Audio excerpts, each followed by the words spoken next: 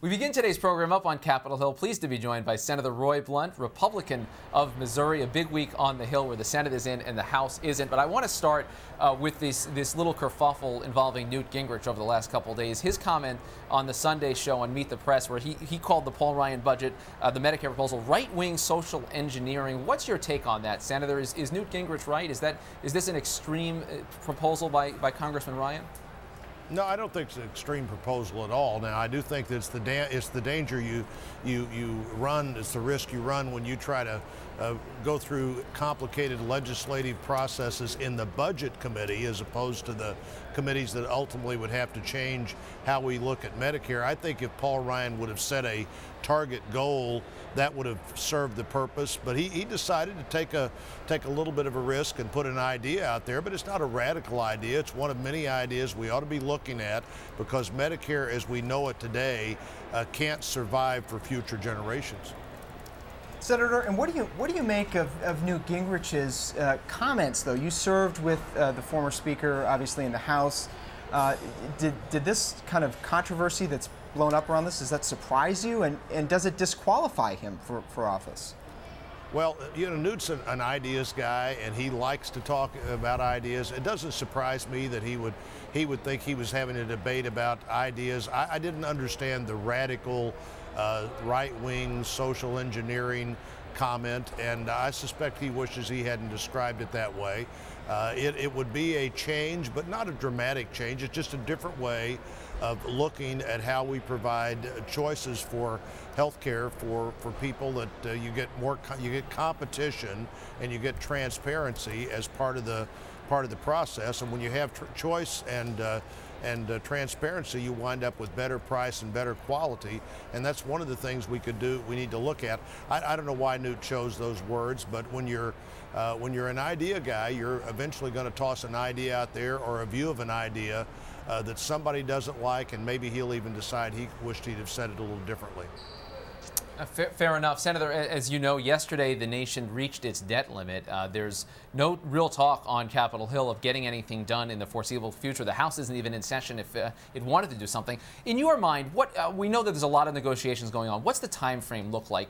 How far do you want to push this? Are you concerned you're playing with fire if this drags on into the summer, when we reach closer and closer to a breaking point that the Treasury Department says we can't get beyond? Well, I think this is a real opportunity for the president to lead. He is the only leader we have, the only president we have right now. Many of us, I'm looking at the debt limit as one of the few moments you have to say, okay, are we going to continue just to do what we've been doing, or are we going to do things dramatically differently? The overriding backdrop of the debt limit discussion is this year, and this year alone, we're going to spend almost $3.8 trillion at the federal level, and we're only going to bring in $2.2 trillion. Nobody thinks you can begin to make up with any of that, even with more taxpayers. You've got to look at the spending side, and the president's going to have to do that if he wants to get this debt limit extended. He's going to have to do some things that structurally change the way we're doing business, I believe. And now maybe he can do it in some other way, but he's not going to do it in some other way with my vote. He's going to have some discussions that really lead to a different way of doing business than we're doing it right now.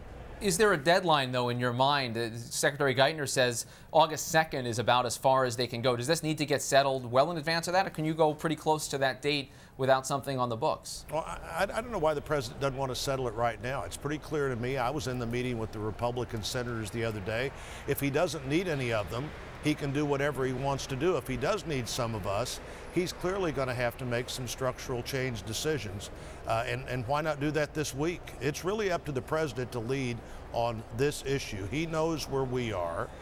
He knows that you can't continue to spend this much money and bring in this much money. And I think he knows it has to come out of the spending side. So how do we begin the process that tells the American people, the bond markets, Standard & Poor, everybody else, no, we are going to change business as usual. We're now spending, guys, $1 out of $4 at the federal level.